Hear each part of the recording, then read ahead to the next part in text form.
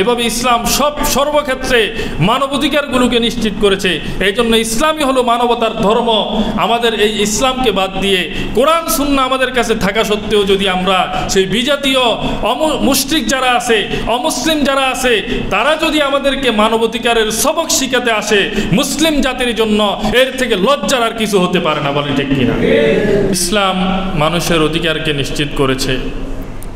ইসলাম যখন এই পৃথিবীতে আগমন করে তখন মানবের কোনো মূল্যই ছিল না, মানব জাতির কোনো মূল্যই ছিল না। বিভিন্ন ইস্যুতে, বিভিন্ন অজুহাতে অযথা বিভিন্ন হত্যাকাণ্ড, দ্বন্দ্ব, যুদ্ধ, বিগ্রহ লেগে থাকতো। বিশেষ করে নারীদের তো কোনো অধিকারই ছিল না, নারীদেরকে মানুষে মনে করা হতো না। এমন একটা পরিস্থিতিতে ইসলাম এই মানবতার ধর্ম এসে মানবাধিকার নিশ্চিত করেছেন, মানুষের মানবাধিকার নিশ্চিত করেছেন, মানুষের বাঁচার অধিকার নিশ্চিত করেছেন, মানুষের মান সম্মান সম্পদের অধিকার নিশ্চিত করেছেন। এভাবে মানবিক সমতা ইসলাম নিশ্চিত করেছে। বহুত্ববাদের দাসত্ব থেকে মানুষকে মুক্তি দিয়েছে। শিক্ষা দীক্ষার অধিকার নিশ্চিত করেছে। ন্যায় বিচার প্রতিষ্ঠায় ইসলাম ভূমিকা রেখেছে। রাজনৈতিক অধিকার মানুষের নিশ্চিত করেছে। এভাবে নারীর অধিকারকে নিশ্চিত করেছে, শ্রমিকের অধিকার নিশ্চিত করেছে, প্রতিবেশীর অধিকার নিশ্চিত করেছে, অমুসলিম যারা তাদের অধিকার নিশ্চিত করেছে। এভাবে ইসলাম মানবের অধিকারগুলোকে নিশ্চিত করার মাধ্যমে শ্রেষ্ঠ একটি মানবাধিকার ধর্মে পরিণত হয়েছে। সম্মানিত উপস্থিতি, আজকে আমরা এটাই আলোচনা করব, ইসলাম আমাদেরকে মানবাধিকারের কি সবক দিয়েছে।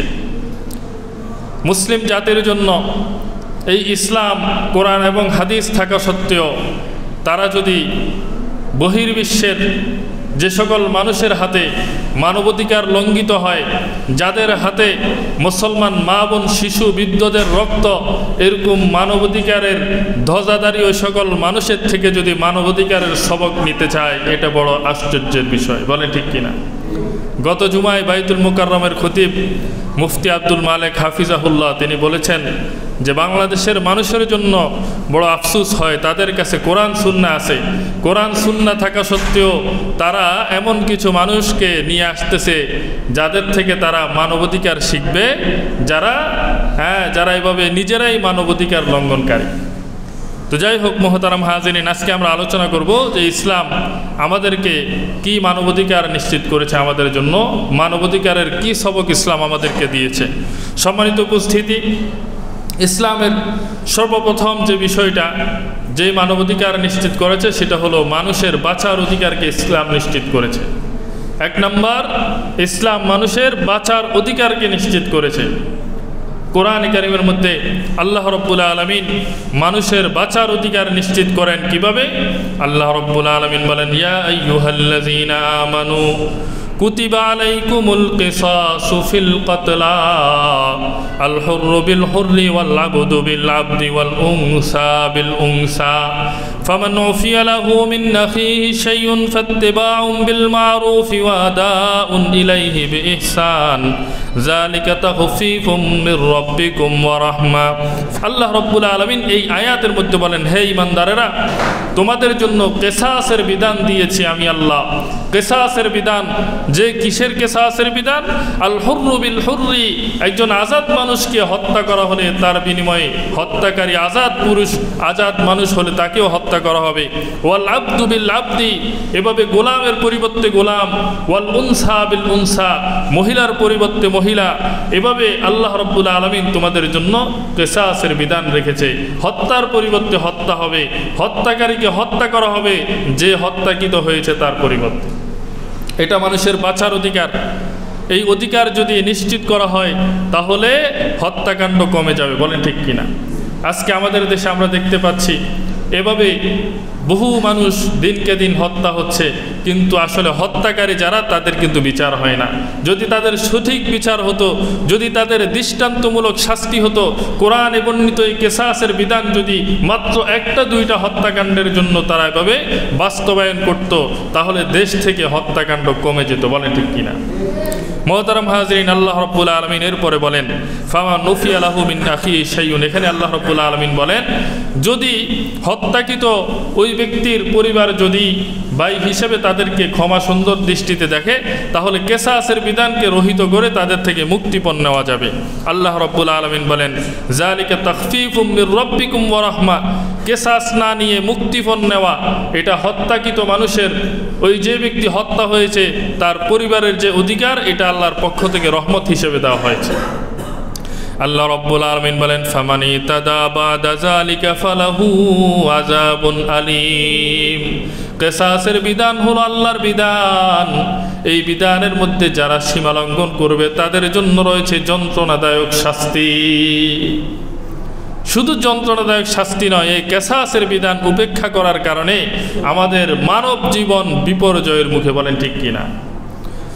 মুহতারাম হাজরিন, আল্লাহ পাক রব্বুল আলামিন এরপরের আয়াত সূরাতুল বাকারা 179 নম্বর আয়াতের মধ্যে বলেন, ওয়ালাকুম ফিল কিসাসি হায়াতুন ইয়া উলিল আলবাবি লাআল্লাকুম তাত্তাকুন। আল্লাহ তাআলা বলেন, হে জ্ঞানীরা, হে বুদ্ধিজীবীরা, তোমাদের জন্য কিসাসের মধ্যে হায়াত রয়েছে, হায়াত জীবন রয়েছে। কিসাসের বিধান যদি কার্যকর করো তো তোমাদের জীবনের নিরাপত্তা নিশ্চিত হবে। এই কিসাসের মধ্যে তোমাদের হায়াত রয়েছে, হায়াত তোমাদের জীবন রয়েছে। নচেত তোমাদের জীবন এভাবে একে একে তোমাদের মানুষের যে বেঁচে থাকার যে অধিকার, এটা আস্তে আস্তে লঙ্ঘিত হতে থাকবে। মুহতারাম হাজিরিন, আল্লাহর নবী সাল্লাল্লাহু আলাইহি ওয়াসাল্লাম এই বিষয়ে বলেছেন। আল্লাহ রাব্বুল আলামিন কোরআন কারীমের মধ্যে আরো বলেছেন, ওয়ামান ইয়াকতুল মুমিনাম মুতাআম্মিদান ফাজাযাউহু জাহান্নামা খালিদান ফিহা ওয়া গাযিবাল্লাহু আলাইহি ওয়া আ'আদ্দা লাহু আযাবান নাযীমা। আল্লাহ রাব্বুল আলামিন বলেন, যদি ইচ্ছাকৃতভাবে কোনো ঈমানদার মানুষকে হত্যা করা হয়, ফাজাযাউহু জাহান্নামা খালিদান ফিহা, তাহলে যে হত্যাকারী আল্লাহ রাব্বুল আলামিন প্রতিদান হিসেবে ওই হত্যার বিনিময় হিসেবে তাকে জাহান্নামে দিবে। খালিদান ফিহা, এখানে সর্বদা থাকবে জাহান্নামে। ওয়া গাযিবাল্লাহু আলাইহি, আল্লাহ রাব্বুল আলামিন তার প্রতি অসন্তুষ্ট হবে। ওয়া আ'আদ্দা লাহু আযাবান নাযীমা, আল্লাহ রাব্বুল আলামিন তার জন্য মহা শাস্তি তৈরি করে রেখেছেন। এই আয়াতের মধ্যে আল্লাহ তাআলা বুঝান যে একজন ঈমানদারকে যদি অন্যায়ভাবে ইচ্ছাকৃতভাবে যদি হত্যা করা হয়, তাহলে ওই হত্যাকারী ব্যক্তি জাহান্নামে যাবে এবং সেখানে চিরস্থায়ী থাকবে। জাহান্নাম থেকে তার বের হওয়ার কোনো সুযোগ নেই। শুধু জাহান্নামে যাবে তা নয়, বরং আল্লাহ রাব্বুল আলামিন তার প্রতি রাগান্বিত অবস্থায় থাকবে। তার জন্য যে কেউ সুপারিশ করবে, তার প্রতি যে আল্লাহর এক সময় দয়া আসবে, এটার কোনো সম্ভাবনাই নাই, যেহেতু আল্লাহ তার উপর রাগান্বিত অবস্থায় আছে। এখানে আল্লাহ রাব্বুল আলামিন বুঝাইতে চান যে হত্যা এটা মারাত্মক একটি অপরাধ। এই হত্যার বিনিময়ে দুনিয়াতে তো কিসাসের বিধান আল্লাহ দিয়েছেন এবং আখিরাতে ওই হত্যাকারী ব্যক্তি চিরস্থায়ী জাহান্নামী হবে। মুসলমান বন্ধুরা আমার, আল্লাহর নবী সাল্লাল্লাহু আলাইহি ওয়াসাল্লাম বলেন, লাউ আন্না আহলাস সামাই ওয়া আহলাল আরদ আশরাকু ফি দামি মুমিনিন লা কাব্বাহুমুল্লাহু ফিন্নার।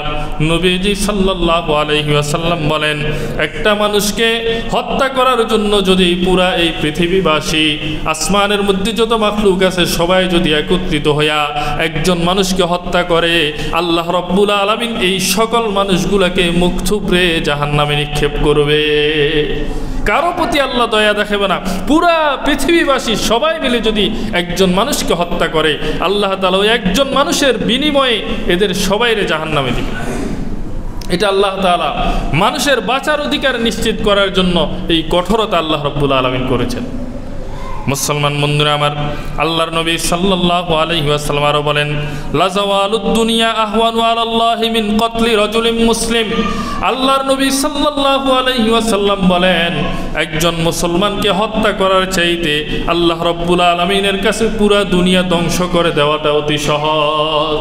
পুরা দুনিয়া ধ্বংস করে দিলে আল্লাহ রাব্বুল আলামিনের কাছে এত কষ্ট লাগে না যত কষ্ট লাগে একজন ঈমানদারকে হত্যা করলে।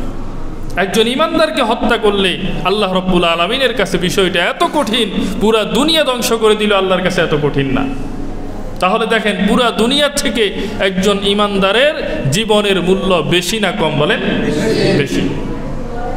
এই জন্য মুসলমান বন্ধুরা আমার, ইসলাম মানবাধিকার নিশ্চিত করেছে, মানুষের বাঁচার অধিকার নিশ্চিত করেছে। এই জন্য একজন মানুষকে হত্যা করলে কোরআন এবং হাদিস থেকে প্রমাণিত হয় দুনিয়ার সবচেয়ে নিকৃষ্ট, ঘৃণিত, জঘন্য কাজ এটি। বলেন ঠিক কিনা? মুসলমান বন্ধুরা আমার, ইসলাম মানুষের বাঁচার অধিকার নিশ্চিত করেছে। যখন কোনো মানুষ ডিপ্রেশনে পড়ে, যখন কোনো মানুষ চিন্তায় পড়ে যায়, কোনো মানুষ যখন কারো থেকে কষ্ট পায়, কোনো মানুষ যখন ব্যবসা বাণিজ্য নিয়ে জীবনে চলার পথে যখন বিভিন্ন নানান ধরনের মুসিবত পেরেশানির মধ্যে পড়ে যায়, তখন কিছু কিছু মানুষ আত্মহত্যার পথ বেছে নেয়। ইসলাম এই মানুষকে আত্মহত্যার পথ থেকে ফিরানোর জন্য, এই মানুষটাকে বেঁচে থাকার অধিকার নিশ্চিত করার জন্য তার ব্যাপারেও ইসলাম কঠোর নির্দেশনা দিয়েছে।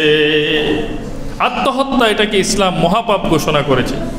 যে একজন মানুষ, তুমি যতই চিন্তিত থাকো, যতই পেরেশানির মধ্যে থাকো, তুমি কিন্তু কখনো সুইসাইড করতে পারবে না, কারণ ইসলাম তোমার জন্য বাঁচার অধিকার নিশ্চিত করেছে। আজকে যে অবস্থাটা তোমার সামনে ক্রিয়েট হয়েছে, তৈরি হয়েছে, হতে পারে এক সময় এই অবস্থা দূর হয়ে যাবে, অতি সত্বর দূর হয়ে তোমার জীবনে একটা সুখ শান্তির সূর্য উদয় হবে, পারে কিনা বলেন? এই জন্য ইসলাম একজন মানুষকে আত্মহত্যা করতেও নিষেধ করেছে।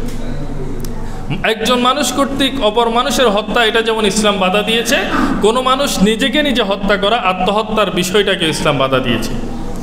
মুসলমান বন্ধুরা আমার, হাদিসের মধ্যে নবীজি সাল্লাল্লাহু আলাইহি ওয়াসাল্লাম বলেন, মান তারাদ্দা মিন জাবালিন ফাকাতালা নাফসাহু ফাহুয়া ফি নারি জাহান্নাম ইয়াতারাদ্দা ফিহি খালিদান মুখাল্লাদান ফিহা আবাদা। নবীজি সাল্লাল্লাহু আলাইহি ওয়াসাল্লাম বলেন, যদি কেউ পাহাড় থেকে ঝাঁপ দিয়ে আত্মহত্যা করে, অথবা উঁচু কোনো জায়গা থেকে, 5 তলা বিল্ডিং থেকে, 10 তলা বিল্ডিং থেকে লাফ দিয়ে ঝাঁপ দিয়ে আত্মহত্যা করলো, আল্লাহর নবী বলে ওই আত্মহত্যাকারী, সুইসাইডকারী ব্যক্তিটা জাহান্নামের মধ্যে থাকবে। ইয়াতারাদ্দা ফিহি, সেখানেও সেইভাবে লাভ দিয়ে আত্মহত্যা করতে থাকবে। খালিদান মুখাল্লাদান ফিহা আবাদা, ওই আত্মহত্যাকারী ব্যক্তি জাহান্নামে চিরস্থায়ী হবে, সেখান থেকে বের হওয়ার সুযোগ হবে না। নবীজি কি বলেন? যে আত্মহত্যার একটা ধরন হলো পাহাড় থেকে লাফিয়ে আত্মহত্যা করা, উঁচু জায়গা থেকে নিচে লাফ দিয়ে ঝাঁপ দিয়ে আত্মহত্যা করা। নবীজি বলেন, এভাবে যদি কেউ আত্মহত্যা করে তাহলে ওই ব্যক্তি জাহান্নামে চিরস্থায়ী থাকবে। আর তার শাস্তি হবে কি? সেভাবে কোনো উঁচু জায়গা থেকে লাফ দিয়ে আত্মহত্যা করবে, আবার আল্লাহ তাআলা তাকে আবার জীবিত করবে, আবার সেইভাবে লাফ দিবে, আত্মহত্যা করবে, এভাবে তার চিরস্থায়ী শাস্তি এটাই হতে থাকবে। নবীজি সাল্লাল্লাহু আলাইহি ওয়াসাল্লাম আরো বলেন হাদিসের মধ্যে, যদি কোনো ব্যক্তি বিষ পান করে আত্মহত্যা করে, আল্লাহ রব্বুল আলামিন তাকেও জাহান্নামে চিরস্থায়ী হিসেবে দিবেন। আর তার হাতের মধ্যে বিষের একটা বোতল থাকবে, সেখান থেকে সে বিষ পান করবে আর মারা যাবে। আবার আল্লাহ তাআলা তাকে জীবন দিবে, এরপরে আবার ওই ব্যক্তি এভাবে বিষ পান করবে, বিষ কিয়ায় সে চটপট করবে, আবার বিষ পান করবে, আবার চটপট করবে, এভাবে করতেই থাকবে, জাহান্নামে চিরস্থায়ী থাকবে, আর এই শাস্তি সে সর্বদা ভোগ করতে থাকবে। নবীজি আরো বলেন, যদি কোনো ব্যক্তি কোনো লোহা দিয়া, কোনো তরবারি দিয়া, ছুরি দিয়া আত্মহত্যা করে, কাল কিয়ামতের ময়দানে তার হাতে ওই তরবারি থাকবে, ওই তরবারি দিয়ে সে নিজের পেট ছিঁড়তে থাকবে, নিজের শরীর ছিঁড়তে থাকবে। যেভাবে দুনিয়াতে আত্মহত্যা করেছে ওইভাবে আত্মহত্যা করতে থাকবে, এভাবে আত্মহত্যা করতে থাকবে, সে চিরস্থায়ী জাহান্নামী হবে, জাহান্নাম থেকে বের হওয়ার তার কোনো সুযোগ থাকবে না। নবীজি বলেন, খালিদান মুখাল্লাদান ফিহা আবাদা, এই জাহান্নামে সর্বদা থাকবে, চিরস্থায়ী থাকবে। বলেন নাউজুবিল্লাহ। ইসলাম মানুষের বাঁচার অধিকার নিশ্চিত করেছে। এই জন্য একজন আত্মহত্যাকারীর ব্যাপারেও ইসলাম এই কঠোর নির্দেশনা দিয়েছে যে তুমি যতই চিন্তিত থাকো, যতই পেরেশানির মধ্যে থাকো, তুমি কখনো তুমি এরকম কোনো কাজ করতে পারবে না, আত্মহত্যার মতো কাজ তুমি করতে পারবে না। মোহতারাম হাজিরিন, অনেক সময় আমার যুবক বন্ধুরা এখানে আছে, এই যে আমরা দেখি বর্তমান পত্র পত্রিকায়, সোশ্যাল মিডিয়ার মাধ্যমে আমরা জানতে পারি যে আসলে ছোটোখাটো ইস্যুকে কেন্দ্র করে আমাদের অনেক কচিকাঁচা বাচ্চারা, আমাদের অনেক যুবক যুবতীরা আত্মহত্যার পথকে বেছে নিচ্ছে। সামান্য বিষয়, হয়তো মা বাবা তাকে একটু বকা দিয়েছে, তার হাতের মোবাইলটা কেড়ে নিয়েছে, হয়তো কোনো যুবক কোনো যুবতীর সাথে রিলেশনশিপে ছিল, মা বাবা এটা বাধা দিয়েছে, মেয়েকে মা বাবা বাধা দিয়েছে, জাস্ট এতটুকু, এখান থেকে সে আত্মহত্যার পথকে বেছে নিচ্ছে। এই জন্য বন্ধুরা আমার, এটা আমরা মনে করি কি, আমরা মনে করি যে আত্মহত্যা করলে আমি বেঁচে গেলাম, দুনিয়ার কষ্ট থেকে আমি বেঁচে গেলাম। আসলে কষ্ট থেকে বেঁচে গেলাম নাকি কষ্ট শুরু হয়েছে বলেন? দুনিয়ার কষ্ট এটা তো কিছু না, তুমি হয়তো মানসিকভাবে একটু টেনশনে আছো, কিন্তু তোমার শরীরের উপর তো কেউ আঘাত করতেছে না, তুমি এই টেনশনকে কাটানোর জন্য নানান ধরনের প্রসেসিং আছে, এটা তুমি যদি কি করো অ্যাপ্লাই করো তাহলে কিন্তু তুমি এই টেনশনটাও তুমি দূর করতে পারবে। যেমন একজন মানুষ যখন ডিপ্রেশনে থাকে তার কিছু কাজ সে করলে সে মানসিকভাবে শান্তি পাবে। এক নাম্বার কি, যে এক নাম্বার হলো কোনো মানুষ যদি ডিপ্রেশনে থাকে, চিন্তায় থাকে, টেনশনে থাকে, সে একা থাকতে পারবে না। প্রথম কাজ হবে যে একাকিত্ব, নিঃসঙ্গতা, এটাকে ত্যাগ করতে হবে। এই একাকিত্ব অবস্থা থেকে আপনাকে ফিরে আসতে হবে, এটা আপনার এক নম্বর কাজ। আপনি কখনো একা থাকবেন না, একটা একা জায়গাতে থাকবেন না, একটা আবদ্ধ রুমে আপনি থাকবেন না, আপনাকে এটা ত্যাগ করতে হবে। যদি আপনি একা থাকেন, এই টেনশন অবস্থায় শয়তান আপনাকে ধোঁকা দেওয়ার চেষ্টা করবে, কারণ শয়তান আমাদের বন্ধু না দুশমন বলেন? সে আমাদেরকে পথভ্রষ্ট করার জন্য লেগে আছে। আর একজন মানুষ আত্মহত্যা করা মানে এই মানুষটা জাহান্নামে যাওয়া, তার মানে শয়তানের মিশন সাকসেস। একটা মানুষকে সে জাহান্নামের পথে সরাসরি পাঠিয়ে দিল। এই জন্য আপনি যখন কোনো টেনশনে থাকবেন আর একা থাকবেন, শয়তান আপনাকে কুবুদ্ধি দিবে, আপনাকে খারাপ পরামর্শ দিবে, আপনাকে বলবে এই মানসিক টেনশন থেকে দূর হতে হলে তোমাকে আত্মহত্যা করতে হবে। তাহলে টেনশনও শেষ, দুনিয়ার তোমাকে নিয়ে কারো মাথা ব্যথাও শেষ। তো এই জন্য আমাদের এক নম্বর কাজ কী হবে বলেন? আমরা একাকিত্ব, নিঃসঙ্গতা, এটাকে ত্যাগ করব। দুই নম্বর হলো আপনি যেখানে বেশি মানুষ থাকে সেখানে চলে আসবেন। আপনি মসজিদে চলে আসেন নামাজের সময়, যেখানে বেশি মানুষ আছে। আপনি যেখানে বেশি মানুষ, আপনার বন্ধুবান্ধব যেখানে আড্ডা দেয় সেখানে চলে যান।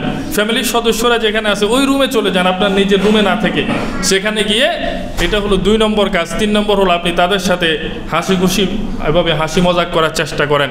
আপনার ওই বিষয়টাকে ভুলে গিয়ে তাদের সাথে নতুন করে কোনো কথাবার্তা বলে একটু আনন্দিত হওয়ার চেষ্টা করেন, একটু খোশ গল্প করার চেষ্টা করেন। এটা আপনার তিন নম্বর কাজ হবে। চার নম্বর হলো আপনি আল্লাহর কাছে দোয়া করবেন, আল্লাহ যেন আপনাকে এই টেনশন থেকে মুক্তি দেয়। এই চারটা কাজ যদি আমরা আমাদের লাইফে যদি কখনো ডিপ্রেশনে পড়ি, যদি এটাকে আমরা অ্যাপ্লাই করতে পারি, ইনশাআল্লাহ শয়তান আমাদেরকে ধোঁকা দিতে পারবে না। পারবেন তো ইনশাআল্লাহ? তো এই জন্য যেটা বলতেছিলাম যে আত্মহত্যার বিষয়টাকে ইসলাম কঠোর করেছে কেন? কারণ আত্মহত্যার মাধ্যমে মানব জীবন কি হয়, মানুষের জীবন এভাবে লঙ্ঘিত হয়, মানুষ মৃত্যুর মুখে পড়ে যায়। একজন সুস্থ মানুষ, একজন যুবক মানুষ, যুবতী, সেই আত্মহত্যার মাধ্যমে নিজের জীবন শেষ করে দিচ্ছে। ইসলাম চায় না যে আপনি আপনার জীবনকে শেষ করে দিবেন।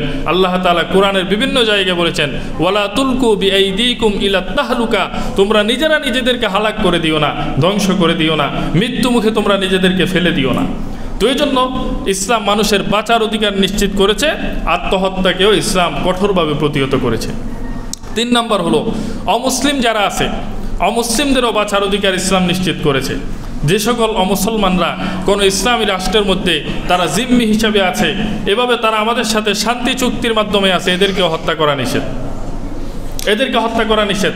যুদ্ধক্ষেত্র সেটা ভিন্ন। যেমন মনে করেন বর্তমানে ফিলিস্তিনের গাজার মধ্যে সেখানে ইহুদিরা, ইসরায়েলিরা যে বর্বরতা চালাচ্ছে, সেখানে যদি কোনো মুসলমান যদি সুযোগ পায়, একজন দুইজন না, চাইলে সে 10 জন ইহুদিকেও মেরে ফেলতে পারবে, তার কোনো গুনাহ হবে না।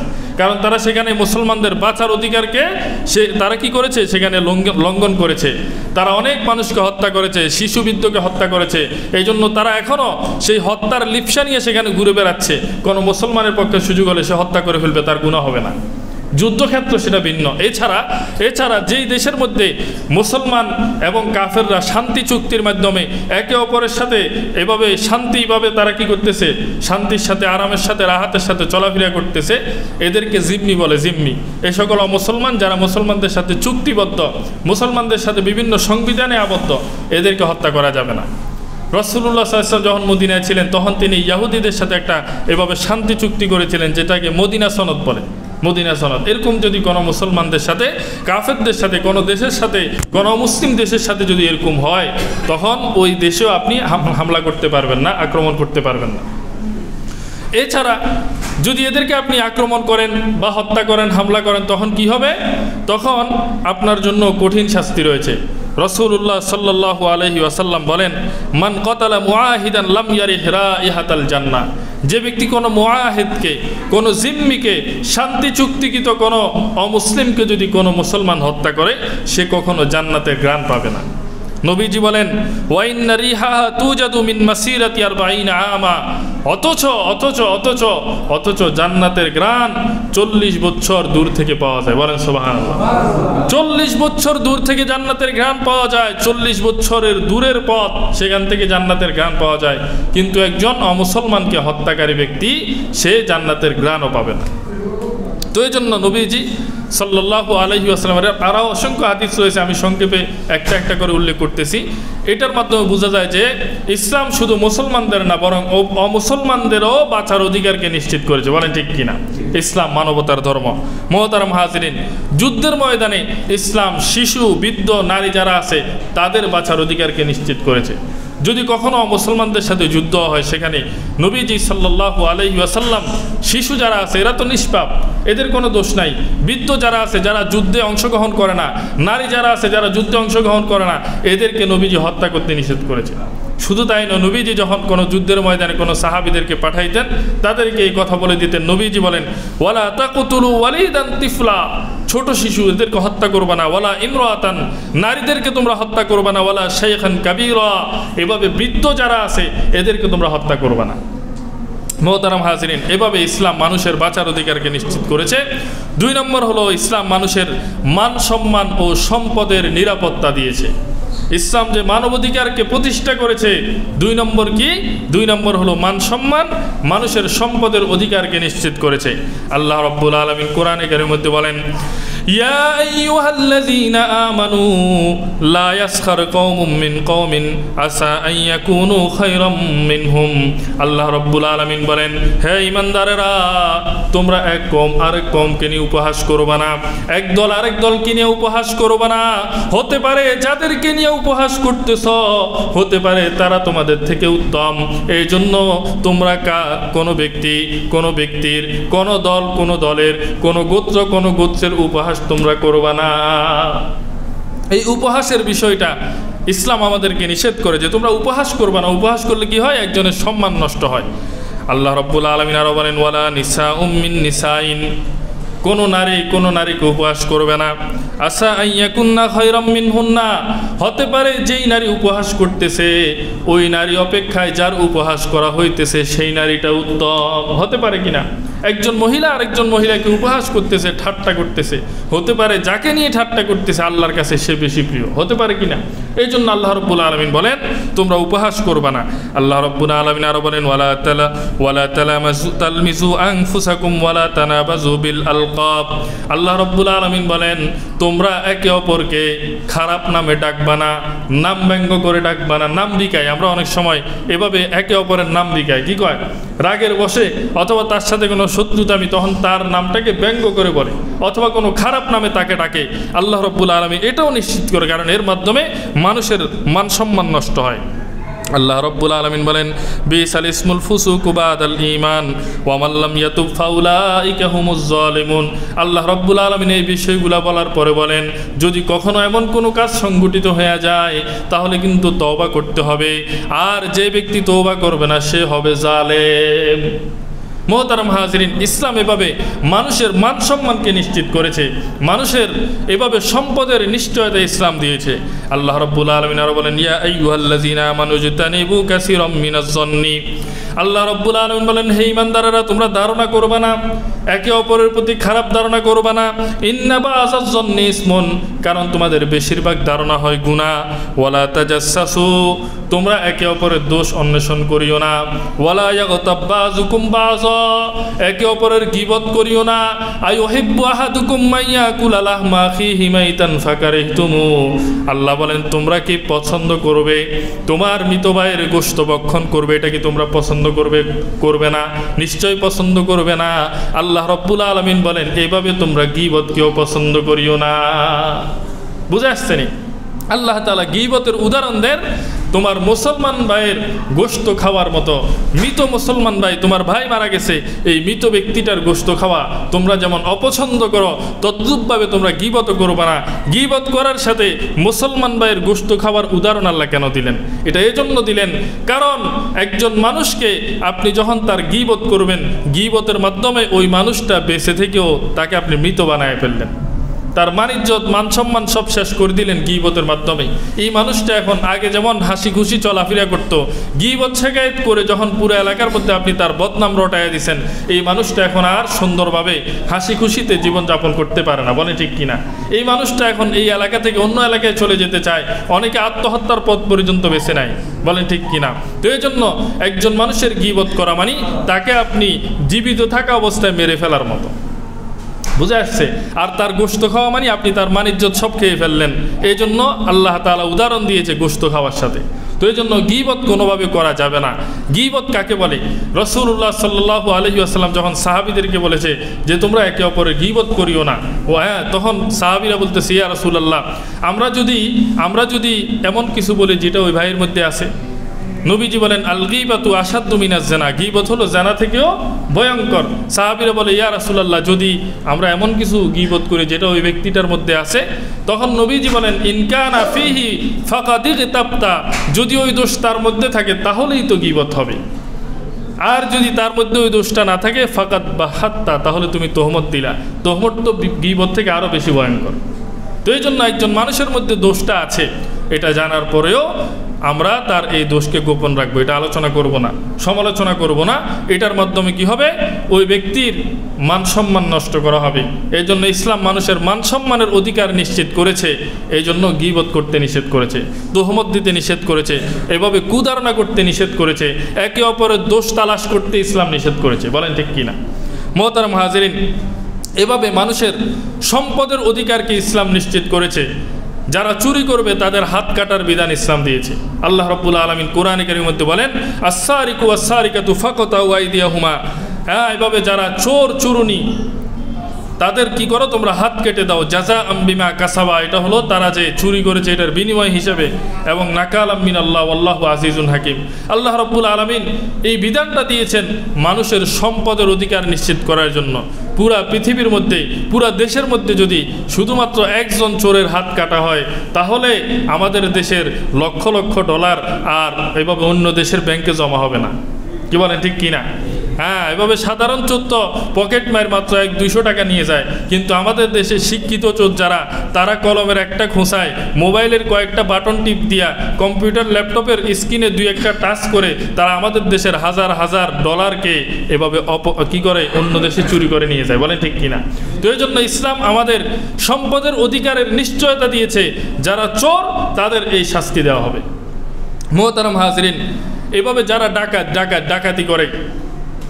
ডাকাতি করে, চোর আর ডাকাতের মধ্যে ব্যবধান আছে। কি বলেন? চোর তো চুরি করে গোপনে, আর ডাকাত করে প্রকাশ্যে।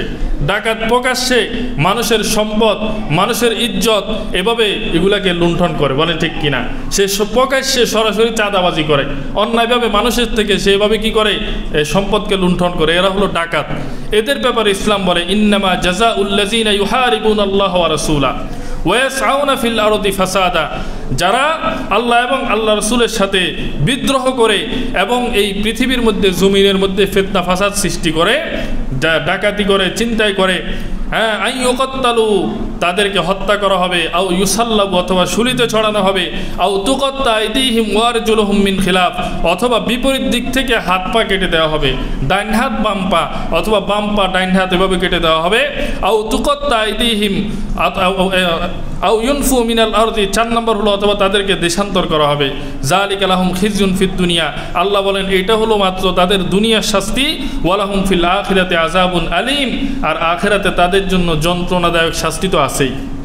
তো এই জন্য যারা ডাকাতি করবে, যারা প্রকাশ্যে মানুষের সম্পদ লুণ্ঠন করে, এরকম মানুষদের জন্য আল্লাহ 4টা শাস্তির বিধান দিয়েছে। মুসলিম খলিফা তাদের দোষ হিসাবে তাদের জন্য এই 4টা শাস্তির যে কোনো একটাকে কার্যকর করবে। মনে করেন যে কিছু ডাকাত আছে, এরা মালও লুণ্ঠন করে আবার মানুষকে হত্যা করে, আছে কিনা এমন? এদের জন্য একরকম শাস্তি হবে। কেউ আছে শুধু মাল লুণ্ঠন করে কিন্তু কাউকে হত্যা করে নাই, এটার জন্য আরেক ধরনের শাস্তি হবে। কেউ আছে শুধু ভয় দেখাইছে। এভাবে ডাকাতির বিভিন্ন রকমের ক্যাটাগরি আছে, সেই হিসাবে আল্লাহ তাআলা 4টা ক্যাটাগরির বিধান দিয়েছে। মুসলিম খলিফা এই 4টার যে কোনোটা তার দোষ হিসাবে কি করবে, তার জন্য কার্যকর করবে। মুহতারাম হাজিরিন, এভাবে ইসলাম মানুষের সম্পদ এবং মানুষের ইজ্জতের অধিকারকে নিশ্চিত করেছে। 3 নম্বর হলো মানুষের মানবিক সমতা, মানবিক অধিকারকে ইসলাম নিশ্চিত করেছে। মোহতারাম হাজিরিন, ইসলাম এসে মানুষের এই অধিকারকে নিশ্চিত করেছে। ইসলাম পূর্বভাবে এভাবে মানুষের মধ্যে সমতার বিধান ছিল না। বিভিন্ন গোত্রের মধ্যে এভাবে তারা এক গোত্র অন্য গোত্রকে তারা ছোট মনে করত, তুচ্ছ মনে করত। বিভিন্ন ধর্মের মধ্যে একই ধর্মের লোক, কিন্তু সেখানে ক্যাটাগরি ভাগ করা আছে, তারা একে অপরের সাথে তাদের সাথে কোনো সমতা ছিল না। যেমন মনে করেন যে ইয়াহুদিদের মধ্যে যারা হযরত ইয়াকুব আলাইহিস সালামের সন্তান, যাদেরকে ইসরায়েলি বলে, এরা আবার অন্য ইয়াহুদি যারা ইয়াকুব আলাইহিস সালামের সন্তান নয়, এদের মধ্যে তারা ব্যবধান করে। এদেরকে তারা উচ্চ বংশ এবং এদেরকে তারা নিম্ন মনে করে। এভাবে মনে করেন যে ইরানের মধ্যে নিয়ম আছে, যারা রাজবংশের লোক তাদের মর্যাদা বেশি, তাদের জন্য আইন কানুন শিথিল, এবং যারা অন্য বংশের লোক এদের মধ্যে এরা কিন্তু রাজবংশের লোকের মতো এরকম হবে না। এভাবে মনে করেন যে আমাদের দেশ এবং আমাদের পার্শ্ববর্তী ভারতের মধ্যে হিন্দুদের মধ্যে তাদের নিজেদের মধ্যেও কিন্তু এভাবে তারা বিভিন্ন গোত্রে ভাগ করে রেখেছে। তাদের ব্রাহ্মণ, বৈশ্য, ক্ষত্রিয়, শুদ্ধ, এইভাবে শূদ্র বিভিন্নভাবে তারা ভাগ করে রাখছে। তাদের সবচাইতে নিচু জাত হলো শূদ্র, এদেরকে সবচাইতে নিচু মনে করা হয়, আর সবচাইতে উঁচু জাত হলো ব্রাহ্মণ। এই একটা জাত আরেকটা জাতের সাথে তারা সম্বন্ধ করে না, এরকম যে একটা ভেদাভেদ তাদের মধ্যে। ইসলাম এসে এই সব কিছুকে নিশ্চিহ্ন করে দিয়েছে, মানুষের মধ্যে সমতার বিধানকে জারি করেছে, যার কারণে গোলাম, বেলাল হাবশি, সুহাইব রুমি এরাও আবু বকর, ওমর, উসমানের মতো সমমর্যাদার অধিকারী হয়েছে। বলে ঠিক কিনা? ওসামা ইবনে যায়েদ রাদিয়াল্লাহু তাআলা আনহু, হযরতে যায়েদ ইবনে হারেসা যিনি গোলাম ছিলেন, তিনার সন্তান ওসামা ইবনে যায়েদ, তিনাকে আল্লাহর নবী একটা যুদ্ধের সেনাপতি বানাইছে, আর তার পিছনে বড় বড় সাহাবীদেরকে সাধারণ সৈনিক বানায় দিছে। ইসলাম এই জাতপাতের ব্যবধান এটাকে দূর করে মানুষের মধ্যে সমতার বিধানকে জারি করেছে, মানুষের এই অধিকারকে নিশ্চিত করেছে। আল্লাহ রাব্বুল আলামিন এই জন্য পবিত্র কোরআনে কারীমের মধ্যে বলেন, ইয়া আইয়ুহান নাস, হে মানুষেরা, ইন্না খলাকনাকুম মিন যাকারি ওয়া উনসা, আমি তোমাদেরকে একজন পুরুষ এবং একজন নারী থেকে সৃষ্টি করেছি। ওয়াজআলনাকুম শুউবান ওয়া কাবাইলা, তোমাদেরকে বিভিন্ন গোত্রে ভাগ করেছি লিতাআরাফু, পরিচয় দেওয়ার জন্য। কিন্তু গোত্রে ভাগ হওয়া মানে একে অন্যের প্রতি এভাবে সম্মানী বেশি এমন নয়, বরং ইন্না আকরামাকুম ইনদাল্লাহি আতকাকুম, তোমাদের মধ্যে সম্মানী হলো যে ব্যক্তি বেশি মুত্তাকি। ইসলাম এই সমতার বিধান জারি করেছে যে এখন সম্মান অসম্মানের বিষয়টা আসবে তাকওয়ার উপর নির্ভর করে, যে বেশি মুত্তাকি সে বেশি সম্মানী, কিন্তু জাতপাত নিয়ে আর কি ব্যবধান হবে না। আল্লাহর নবী বলেন, লা ফাজলা লি আরাবিয়্যিন আলা আজামিয়্যিন, আজমের উপর অনারবের উপর আরবের কোনো প্রাধান্য নাই। এভাবে আরবের উপর অনারবের প্রাধান্য নাই, অনারবের উপর আরবের কোনো প্রাধান্য নাই। ওয়ালা আহমার আলা আসওয়াদ, কালোর উপর শ্বেতাঙ্গর কোনো কি নাই, প্রাধান্য নাই। ওয়ালা আসওয়াদ আলা আহমার, এভাবে শ্বেতাঙ্গর উপর কৃষ্ণাঙ্গের কোনো ব্যবধান নাই। ইল্লা বিত্তাকওয়া, ব্যবধান হবে এখন শুধু তাকওয়া দিয়া। আমেরিকা থেকে যারা আমাদেরকে মানবাধিকার শিখাইতে চায়, তারা কিন্তু তাদের দেশের শ্বেতাঙ্গ এবং কৃষ্ণাঙ্গের মাঝে এখনও সমতা করতে পারে নাই। এই জন্য কৃষ্ণাঙ্গ যারা আছে, যারা কালো, তারা মাঝে মধ্যে এভাবে আন্দোলনে নামে যে তাদের সাথে কেন বৈষম্য করা হয়, অথচ তারা আমাদেরকে আজকে মানবাধিকারের সবক শিখাইতে আসে। মোহতারাম হাজরিন, আমাদের মসজিদের কালেকশনটা করে ফেলেন। সম্মানিত উপস্থিতি, এভাবে ইসলাম মানুষের আরও অনেকগুলো বিষয়ের অধিকার নিশ্চিত করেছে, মানুষের মধ্যে ন্যায় বিচার প্রতিষ্ঠার অধিকার নিশ্চিত করেছে। যে আগে কি ছিল, আগে যদি কোনো উচ্চবংশীয় লোক কোনো অন্যায় করতো সেটার বিচার করা হতো না, নিম্নবংশীয় লোকের যখন কোনো অন্যায় চোখে পড়তো তার বিচার করা হতো। ইসলাম এটাকেও কি করেছে, অধিকার নিশ্চিত করেছে যে সমতার যে বিধান, ন্যায় বিচার সকলের জন্যই হবে। এখানে দরিদ্র, এখানে ধনী, এখানে জাতপাত কোনো কিছুই দেখা হবে না। রসুলের জমানায় এভাবে একজন কুরাইশ বংশের মহিলা, সম্ভবত বনি মাখজুম গোত্রের একজন মহিলা চুরিতে ধরা পড়েছে। তখন কুরাইশের অন্যান্য লোকেরা সবাই চাইতেছে যে এই মহিলার যেন হাত কাটা না যায়, কারণ তার হাত কাটা গেলে আমাদের বংশের নাক কাটা যাবে, আমাদের বংশের মানিজ্যত নষ্ট হবে। তো এই জন্য তারা উসামা ইবনে যায়েদ রাদিয়াল্লাহু তাআলা আনহুর মাধ্যমে রসুলের কাছে সুপারিশ করছে। রাসূল সাল্লাল্লাহু আলাইহি ওয়াসাল্লাম খুব রাগান্বিত হয়ে গেছে। তিনি সাথে সাথে সাহাবায়ে কেরামকে নিয়ে ভাষণ দিলেন, হে আমার সাহাবীরা, যদি আমি মুহাম্মদের কন্যা ফাতেমাও চুরি করত, আমি আল্লাহর বিধানকে কার্যকর করে আমার এই মেয়ে ফাতেমার হাতকে আমি কেটে দিতাম। যদি আমার মেয়ে ফাতেমাও চুরি করত, তোমরা কি আল্লাহর বিধানের ব্যাপারে আমার কাছে সুপারিশ করতেছো? নবীজির চেহারা বিবর্ণ হয়ে গেছে। তো এই জন্য ইসলাম ন্যায় বিচার প্রতিষ্ঠা করেছে। ন্যায় বিচার প্রতিষ্ঠার ক্ষেত্রে সেখানে কোনো জাতপাত কিছুই দেখা হবে না, কোনো বংশ দেখা হবে না, এটা কি নবীর পরিবারের লোক নাকি অন্য পরিবারের লোক, কোনো কিছুই দেখা হবে না। মোহতারাম হাজরিন, ইসলাম নারীর অধিকার নিশ্চিত করেছে। যখন নারীদেরকে সম্পদ মনে করা হতো, নারীদের কোনো অধিকার ছিল না, অধিকার থেকে তারা বঞ্চিত ছিল, এভাবে নারীদেরকে কোনো মানুষ যদি কোনো মানুষের কাছে টাকা পাইতো, বিনিময়ে স্ত্রীকে দিয়ে দিত, বিনিময়ে মেয়েদেরকে দিয়ে দিত। আর কোনো ঘরের মধ্যে যদি কোনো মেয়ে সন্তান জন্ম নিত, তার চেহারাটা কালো হয়ে যেত। আল্লাহ রাব্বুল আলামিন এই বিষয়গুলোকে কোরআনের মধ্যে উল্লেখ করেছেন যে তখন নারীদের এই অবস্থা ছিল। ইসলাম নারীদের অধিকার নিশ্চিত করেছে। ইসলাম বলেছে আল জান্নাতু তাহতা আকদামিল উম্মাহাত, একজন নারী মা হিসেবে তার এত দাম যে ওই মায়ের পায়ের নিচে সন্তানের বেহেশত। ইসলাম একজন নারীকে স্ত্রী হিসেবে অধিকার দিয়েছে, কন্যা হিসেবে অধিকার দিয়েছে, বোন হিসেবে অধিকার দিয়েছে। নবীজি সাল্লাল্লাহু আলাইহি ওয়াসাল্লাম বলেন, যার 3টা বোন থাকবে অথবা 3টা মেয়ে থাকবে অথবা 2টা অথবা 1টা থাকবে, আর সে তাদেরকে সুন্দরভাবে লালন পালন করবে, তাদের জন্য কষ্ট ক্লেশকে সহ্য করবে, আল্লাহ রাব্বুল আলামিন তাকে জান্নাতের মালিক বানায় দিবে। বলেন সুবহানাল্লাহ। এভাবে ইসলাম নারীদের অধিকার নিশ্চিত করেছে। আগে নারীদেরকে পিতার উত্তরাধিকারী সম্পদ দেওয়া হতো না। ইসলাম প্রথম পৃথিবীর ইতিহাসে নারীর জন্য এভাবে পিতৃ উত্তরাধিকারী সম্পদের ব্যবস্থা করেছে। এভাবে ইসলাম শ্রমিকের অধিকার দিয়েছে। শ্রমিকের ঘাম শুকানোর আগে তার বিনিময় দিয়ে দেওয়ার জন্য বলেছে। আল্লাহর নবী সাল্লাল্লাহু আলাইহি ওয়াসাল্লাম বলেছেন, তোমরা যা খাও তোমাদের শ্রমিকদেরকে তা খাওয়াও, তোমরা যা খাও তোমাদের অধীনস্থদেরকে তা পড়াও। ইসলাম এভাবে শ্রমজীবী মানুষের অধিকার নিশ্চিত করেছে।